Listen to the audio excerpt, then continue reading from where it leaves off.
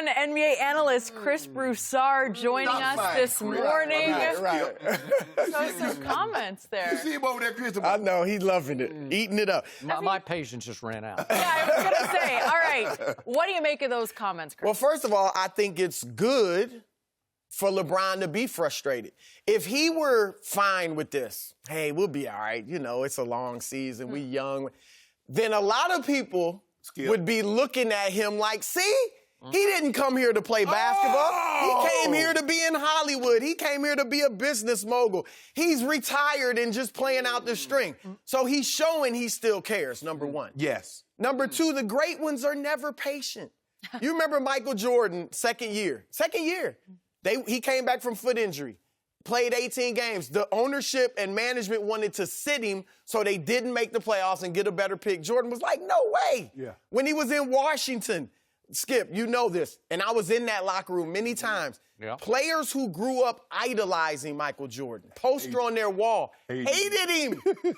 The great ones, Magic Johnson, second or third year in the league, when Paul Westhead wanted to do a different offense that didn't let him play his game, he said, it's him or it's me. Correct. And he got fired. It was magic.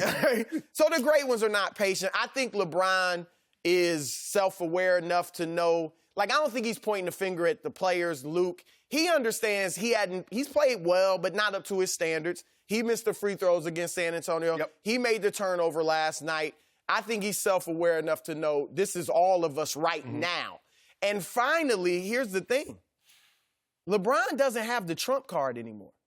In Cleveland, he always had the trump card. 1 year deals. I can split if I don't like what's going on.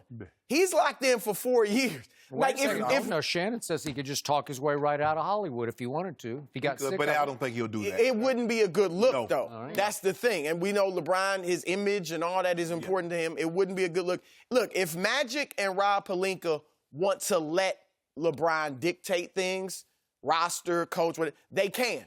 But they don't have to. They could be like Pat Riley and say, this is the way we're doing it, and that's that. And because if LeBron acts up, sulks, doesn't play well, whatever, that just makes him look bad. Right. That doesn't, you know what I mean? And where he is now, he can't afford to, like, talk himself and say, I want to leave the Lakers. He's pretty much the image that he's repaired the decision. He's kind of repaired that, Skip. It's been such a long time. We're so far removed from that. We've kind of like, okay, that's the only thing. He can't overcome this. I wrote it down. A mistake repeated more than once is a decision. And what LeBron seems to be talking about to me is that we keep making the same mistakes over and over again. Now, we talk about this in practice. We talk about it in film study. We do it again in the huddle. And then when we get out on the floor, it's the same mistake again. Either we're doing either I'm doing and Coach Walton's doing a poor job of instructing it, or you're just not listening. I don't know which it is, but we need to fix this. Now, look, at the end of the day, of course, you have patience, but I want to win. I'm here to win, Skip Bayless. I'm not trying to be Michael Jordan. I'm not even Michael B. Jordan. I'm not even trying to be Michael J. Jordan, because I'm already past both of them. But anyway, because I already know how you gonna do this. I don't think you believe that even. I don't know. He gonna get us a title. Get a title, it's over. But anyway, Skip Bayless, of course he's frustrated. The man is used to winning. And all of a sudden he's losing these games like this. But once Luke, this thing crystallized itself again, because we're here now. Ingram's back. Rondo's back. There are no more suspensions. So we can't have the luxury, well, that would be B.I. or that would be Rondo. No, they're back now. That may be the problem. Maybe. You might have to get off with a couple of people. When you have like 10 or 11 guys that should play, they're all and about seven of them, seven of them on the same level, I know. It's tough. Yes. It is tough. This is the toughest team to coach I've ever seen. So I pity Luke sitting on that seat that's going to get hotter and hotter. Oh, yes. Because these are hard buttons to push, especially in the fourth quarter. Yep. So the good news here is they were in position to win all 5 of the games they lost. They have not been blown out one single time. That's tribute. That's tribute to the whole group because they have all played in stretches. Everybody on that roster has played except Beasley, and he was I don't know where he went last night. He missed the game for personal reasons. I don't know. He's just bagging it. He's just saying, well, I don't play anyway. Right. It's Who will got miss a history of that. Yeah. I don't get the game. They won't even know I'm here. I'm not here. Everybody but him has had stretches of really high-level play to me, where I've been surprised by how the team plays together, how hard it plays on defense. I think they've shot the three much better than I thought they could. They're still not great, but Last they night, made 12. They're getting better, yeah. Okay? Those are all big positives that shock me. But this team 5 times put the best player on the planet, according to him, quotes around it, but the best player on the planet in positions to close games. He hasn't closed. 5 times he hasn't closed. And I don't know who the closer is. Maybe it's not LeBron. Maybe you need to find somebody else. But just to reiterate, remind everybody, they're down 1 at Portland with 8 minutes left. Then at home against Houston in the Brawl game, they're down 1 with 4:13 left when the brawl ensued. It's close it, King. It should be your game. San Antonio, you're up 6 in overtime with 55 seconds left. And again, he missed the 2 free throws, but you just got to close the deal. But however you got to do it, just do it. At San Antonio, you're down 1 late in the game. You let DeMar DeRozan take over the game. And I've never been a big DeMar fan, but so far he's been closing like crazy for the Spurs. He's played great. He's played at a very high level. But I know who he hadn't played better than. No, he has. No. Oh, Kawhi! Yeah. Kawhi, who's already missed 2 games. He's already missed 2 games at a very early young season here. Resting early? Yes. My quad hurts. I can't play back-to-back. You can't play back-to-back. He's going to give you 35 tonight or tomorrow when they play again. Well, he'd probably give you 40 against LeBron because they're going to play, when is it, Saturday? I think they play. That Toronto team is legit.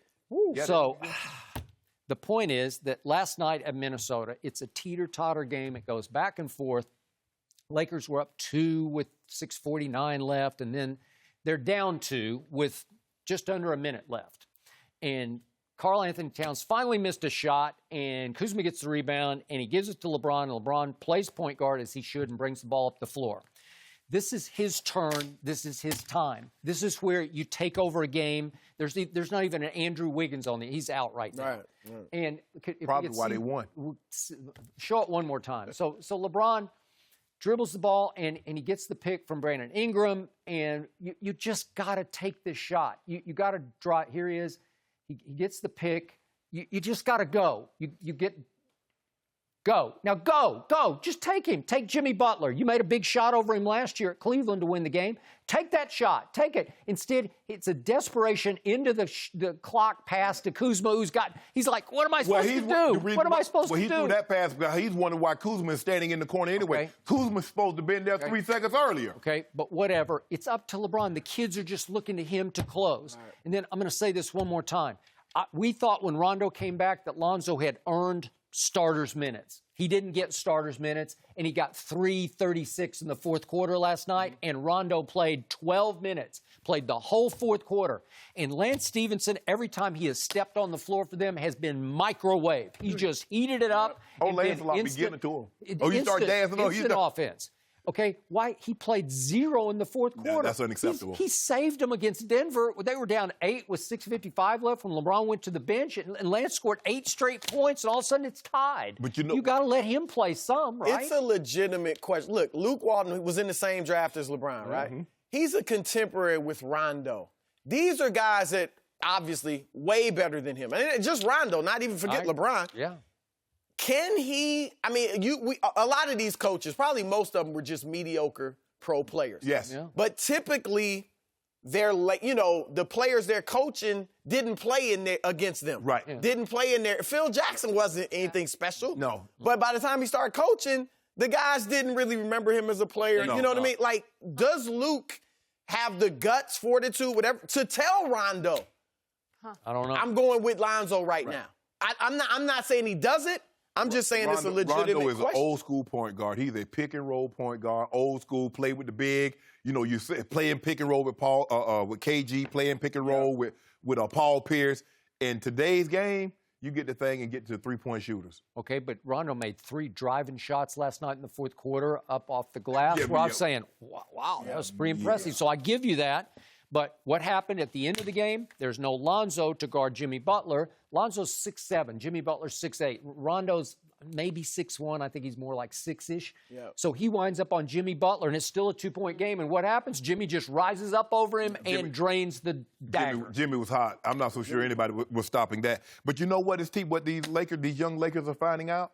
Like last year wasn't like this. You got LeBron on your teammate. Now, everybody gonna get up to play you. Oh, yeah. Oh, because guess what? Everybody watching. Well, you know what else? LeBron, this may be tougher than he expected.